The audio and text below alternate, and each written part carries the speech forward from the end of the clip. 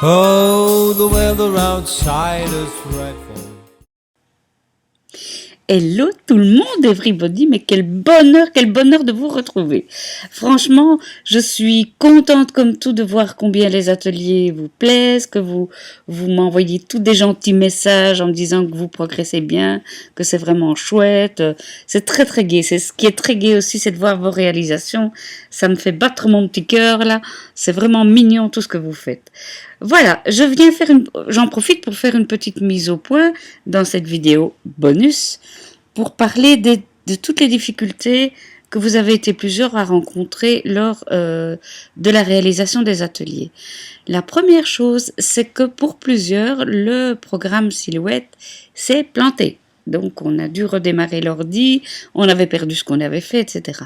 Je voulais vous spécifier que le programme Silhouette étant un programme de dessin, c'est un peu comme Adobe Illustrator ou Photoshop ou des programmes comme ça. Ce sont des programmes qui sont extrêmement lourds, qui demandent énormément de choses à votre ordinateur. Ce qui fait que si vous avez d'autres logiciels ouverts en même temps, il y a beaucoup plus de risques que ça plante. Donc, première chose, ne gardez ouvert que Silhouette et votre navigateur pour regarder les vidéos en même temps si vous aimez travailler comme ça. Mais guère plus, il ne faut pas plus. Et même dans votre navigateur, essayez de fermer un maximum de fenêtres qui ne vous sont pas utiles. Bien, ceci étant dit, la deuxième chose avec laquelle vous êtes venu vers moi, c'est le problème des raccourcis clavier. Alors, il est très important pour que les raccourcis clavier fonctionnent que vous ayez la toute dernière version de Silhouette Studio. Alors, pour savoir quelle est la version que vous avez, vous allez sur un Mac, ça va être ici, sur un PC, ça va être dans Fichier. Donc, vous allez sur Au sujet de Silhouette Studio, padam, et voilà, vous avez la version que vous avez installée qui apparaît ici. Donc, 3.3.277. Alors, chez moi, il est marqué SSDE, c'est Silhouette Studio Designer Edition. Pourquoi? Et d'ailleurs, vous le voyez qui apparaît ici, c'est parce que moi, j'ai acheté une version complémentaire du programme qui permet de faire des choses en plus. Mais ça, on y reviendra parce que j'ai bien l'intention, je ne sais pas encore quand, mais de faire des vidéos spéciales sur Designer Edition parce qu'il y a beaucoup de choses à dire. Mais si vous n'avez pas cette version-là, donc ce que vous faites, c'est que vous allez, chez moi c'est dans Aide, regardez un peu sur PC où ça se trouve, il y a passer à la version supérieure de Silhouette Studio. Et donc à ce moment-là, vous réinstallez la version supérieure, vous redémarrez votre ordinateur et vous faites un essai. Théoriquement, ça devrait fonctionner. Voilà. Donc je suis allée chercher pour vous ici sur... Oui, pourquoi ça?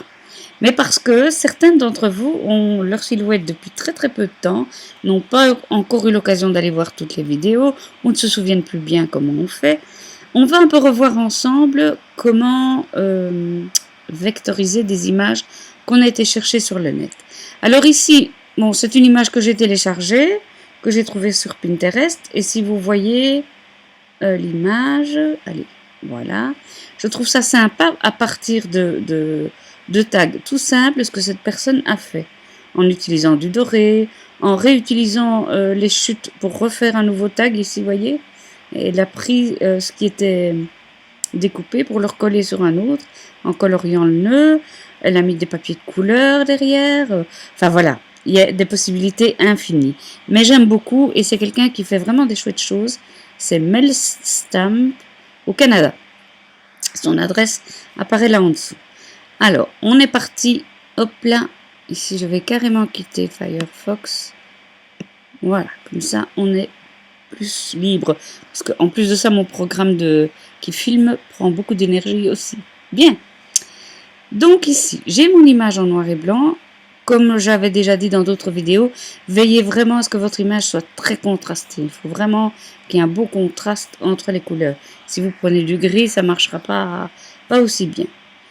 Ok, donc on va aller ici, dans la fenêtre de vectorisation, on clique et on trace, en maintenant le clic droit enfoncé, un rectangle qui couvre tout. Voilà. Ceci, les petits ronds en dessous, c'est pour remettre sur le dessus du tag. Hein. Donc on enlève le filtre supérieur, voilà. On a un beau dessin jaune, c'est parfait. Et on va dans vectoriser et détacher. Ça va prendre du temps, ça va vraiment prendre du temps. Donc je vais en profiter pour bavarder encore un petit peu avec vous. J'ai plusieurs personnes qui m'ont dit avoir des problèmes à l'impression, des problèmes de décalage ou de motifs qui tout à coup devenaient plus grands ou se plaçaient pas au bon endroit. Alors, il existe, mais je ne les ai jamais utilisés, dans Silhouette, il existe, c'est ici je crois. Oui, évidemment, comme il est occupé à tracer et détacher, il va pas me le faire, mais ici, c'est une fenêtre qui vous permet de vous situer sur des axes X, Y, Z par rapport à votre page, comme on avait appris en mathématiques, hein, parce que la silhouette, finalement, c'est jamais qu'une lame à qui on dit tu fais 2 pas en avant, puis tu tournes en arrière, tu retournes en arrière, ou bien tu vas sur le côté pour 2 pas. C'est vraiment une lame qui obéit à des impulsions qui lui sont envoyées par la machine et qui le font avancer sur un plan en XY. Donc, vous vous souvenez, hein, l'abscisse et l'ordonnée, etc. Donc, je pense qu'en utilisant ça, vous pourriez trouver votre bonheur. Il faudra peut-être un peu chipoter, mais à mon avis, il y a moyen. Et voilà, j'en ai fini de parler de l'impression.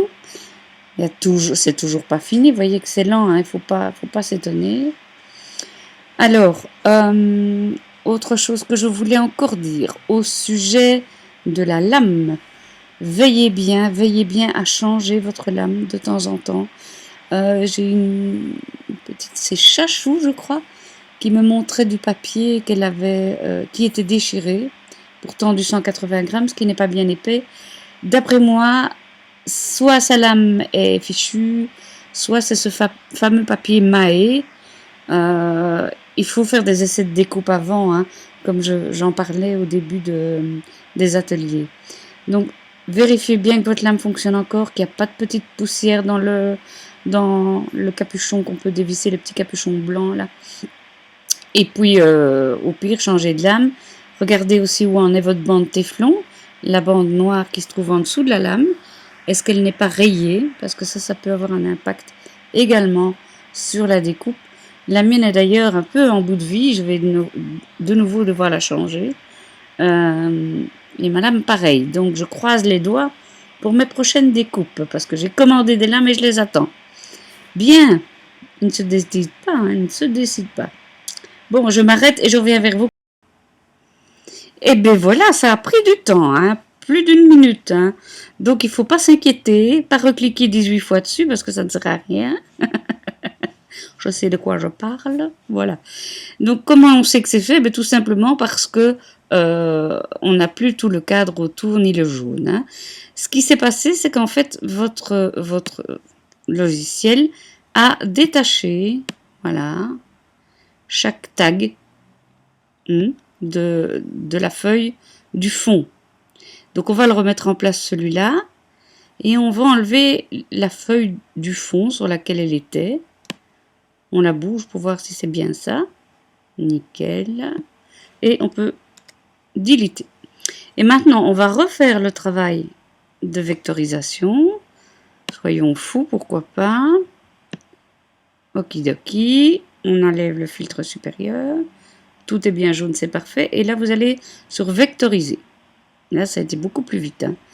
Alors, il y a juste le souci ici, avec 2 petits trous qui manquent. Mais c'est pas une cata, vous pourrez les remettre vous-même après. Hein. Et donc, si vous voulez voir ce que ça donne, ben voilà. Donc ça, on n'en a plus besoin, on peut les enlever. Les cadres noirs, puisque c'est une image. Et maintenant, ce qu'on a fait, c'est créer un chemin de lame, je vais dire ça comme ça, pour la silhouette. Voilà. Alors, maintenant, pour les tags qui sont ici, vous pouvez vous-même, soit vous recopier, mais moi je tracerai moi-même. On va agrandir. Pouf, pouf. Je tracerai le rond moi-même. Comme ça. Et je le centre bien. Voilà. Voilà. Et donc maintenant, vos tags sont prêts à être utilisés. Et la jolie sauce de la journée, le premier bonus de la journée, c'est que je vous les offre. Donc, vous pourrez trouver le lien en dessous de la vidéo sur le blog de Cœur de Beurre. Voilà, eh bien, à bientôt pour la deuxième vidéo.